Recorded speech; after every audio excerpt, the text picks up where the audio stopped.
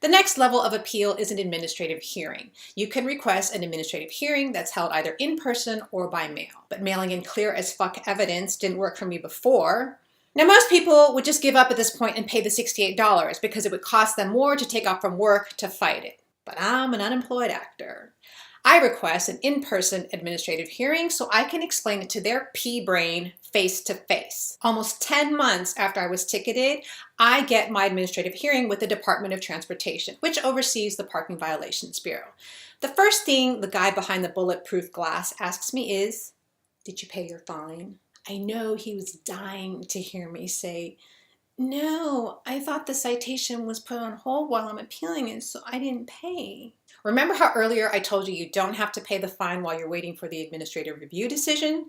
Well, this is where they switched it on you, hoping you'll fuck up and be denied further appeal, because you have to pay all fines owed on the ticket in order to get an administrative hearing. This OCD bitch read the fine print, and yes, I did pay the fine. I've got my laptop to show all the photos and videos, plus I have them on a USB drive to give the hearing examiner because their instructions say you have to give them your evidence. I tell the hearing examiner I'm incredibly mindful of parking signs, and I live on a preferential parking street. The minute I see one of those square signs, I know not to park there if I don't have a permit. She then asks me, "Do you have a parking permit for your street?"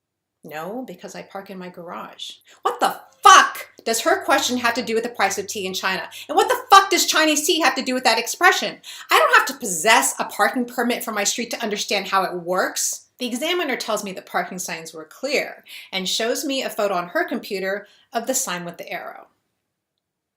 May I ask when that photo was taken? She refers to the date stamp that says July 1st. I remind her that I was ticketed 6 months prior to that. I show her the video I shot on the day of my citation, which proves that sign with the arrow didn't exist. I also give her a copy of my initial letter and point out how I suggested that they needed a sign with an arrow. I even try to keep it light by saying, "My mom thinks the city should pay me for doing their job." She chuckles at that. Oh my God, she got the joke? Maybe I finally got someone who doesn't have shit for brains. I offer her the USB drive with my photos and videos. She declines it and says, "That's okay. I can use Google Street Images to see if the sign with the arrow was there on the day of citation." I go, "You can pinpoint those images to the day?" To which she says, "I can get close enough to make a determination." Okay, I thank her for her time and leave. A week and a half later, I receive her determination in the mail. This is her description of my testimony.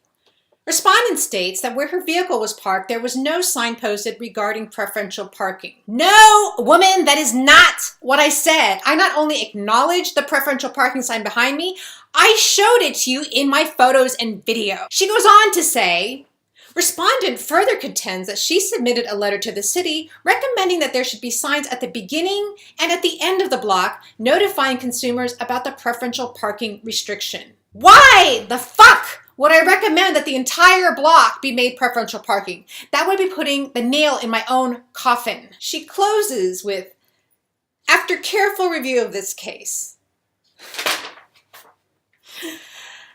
After careful review of this case, the hearing examiner determines that the respondent has provided insufficient evidence to dismiss the citation. She makes no mention of the photos and videos I showed her and tried to give her that proved the sign with the arrow did not exist on the day I was ticketed.